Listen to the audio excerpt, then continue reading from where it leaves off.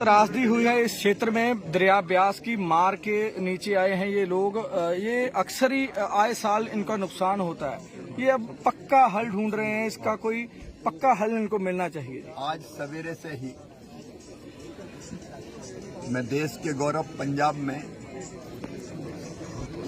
बाढ़ की तबाही देख रहा हूं। यहाँ सुल्तानपुर लोधी में रात में आ पाया हूं और व्यास नदी के पानी के कारण यहाँ भी भारी तबाही हुई है।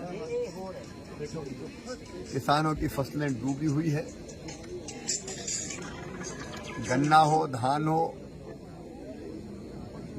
बाकी फसलें हो, पानी के कारण पूरी बर्बाद हुई है। और यहाँ मुझे बताया कि 1 महीना से लगभग बन्ना के यहाँ ऊपर बैठे हुए हैं। संकट की इस घड़ी में हम अपने सभी पंजाब के भाई बहन जो बाढ़ से प्रभावित हैं उनके साथ खड़े हैं।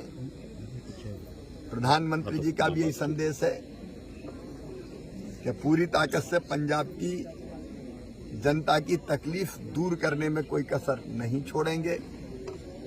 एक तो बाढ़ से जो विनाश हुआ है, कई जगह सिल्ट भी जम गई है खेतों में, वो भी एक समस्या है।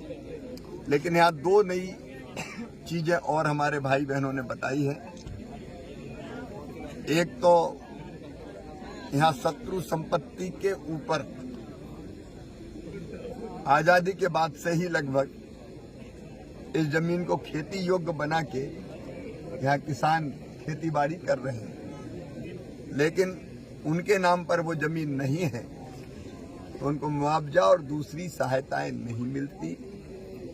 इसको हम लोग गंभीरता से लेके क्या सॉल्यूशन निकल सकता है उस दिशा में कदम उठाएंगे।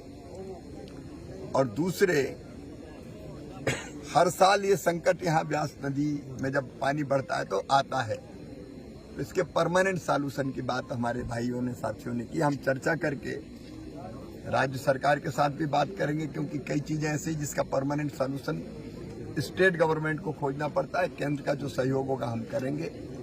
अभी तात्कालिक रूप से राहत के काम चल रहे हैं और केंद्र सरकार ने भी SDRF के अंतर्गत यहाँ राज्य शासन को हर साल ही साल में 2 बार फंड मिलते हैं, एक बार जून में, एक बार दिसंबर में।